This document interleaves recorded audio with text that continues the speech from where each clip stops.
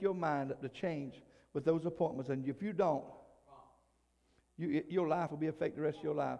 I'm going to say this and close. If anybody needs prayer today, we want to pray with you. And while I'm saying this, if you need prayer, I want you to come. But I'm going to say this while you come. It's been, oh God, how long has it been? It's been probably 21 years ago. I worked in a textile plant. I worked just like everybody else worked, week to week. Paying the bills, just trying to keep your head above water. But I had an opportunity come. They came to me one day and they asked me, said, you want to get some fried chicken? Most of y'all heard this before, but this just fits right here. Said, you want to order some chicken today? And I said, I can't do it because I don't have the money. These cussers, these drinkers, these whoremongers, these everything, man, was ordering chicken.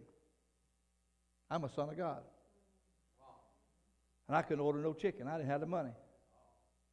I came home, I took a bubble bath, and the Lord spoke to me. He did, really. He said, I'm telling you, if you'll do this, and he told me something to do. He said, you take a $100 bill. And you ask, my wife and my daughter thought I was crazy.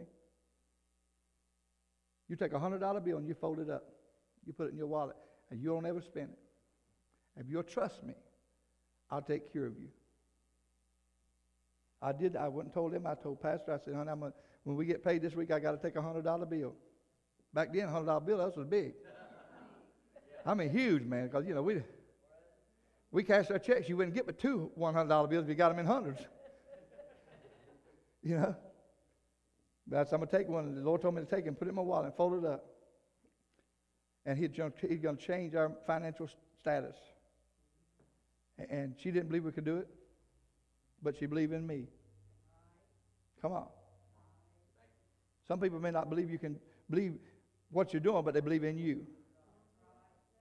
Come on. So I took that $100, I put it in my wallet, folded it up. I still got one in my wallet, folded it up. Got some more, lives with it. Come on, listen to me. Over the years, and this is not lying, I'm telling you the truth, wouldn't tell a lie out of the pulpit, much less in it. I have given it away in church. And the Lord told me this. He said, don't walk a step without having $100. And I have given it away in church. Go 4 or 5 rows back in the seats, give it away to somebody. Before I get to the front of the church, somebody give it back to me. That's the way it worked.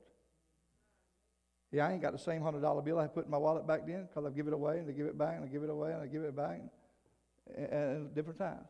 But God changed our finances then. He really did. That was a defining moment for us to trust God for our finances. It was a defining moment. It wasn't nothing in me. It's just I wanted some chicken. Come on. So I figured a way to get it. And I listened to God. And things went well. It went well, Pastor. It went well.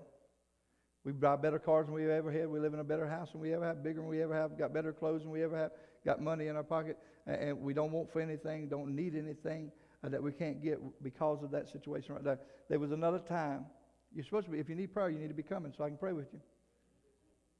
I did. I eat chicken 3-piece white meat every time after that.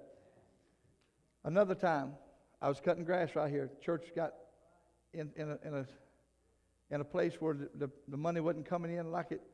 I'd done quit work and the money wasn't coming in like it. We thought it should, the way we felt like it should. And I'm out there cutting grass on my lawnmower. It wouldn't turn no way but right.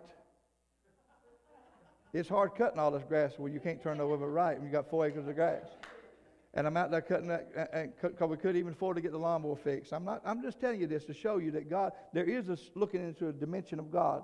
And when you get those opportunities, you've got to take them. And so I'm out there cutting grass, and I'm on this side of my house, I'm going right. You couldn't turn around. And God spoke to me, and he said, give yourself, now y'all would hear this. Said, give yourself a $300 a month increase in pay. That's what the Lord said. I was happy. I went in and I told Pastor, I said, the Lord, I said, I know how we're getting out of this. I know how the church is getting out of it. I said, I know how our church is going to be blessed and get out of this situation. She said, how's that? I said, they're going to give me a $300 increase in pay. She said, we ain't got it. I said, they're going to do it. We done it. We ain't been lacking since then. We built this building and paid for it. We're debt free. The church is debt free. Don't owe anything. They own 11 acres of land. All these buildings, the bus, the van, everything's paid for. And I'm telling you, back in 2000, right around 2000, God spoke to me. We didn't think what we was going to do or not, prophetess, and said, give yourself a $300 raise. And I did, and the church agreed with it. And from then on, we paid this bit. Like I'm saying, we got $750,000 worth of property and buildings out here that's been paid for since then. What is it about, Bishop?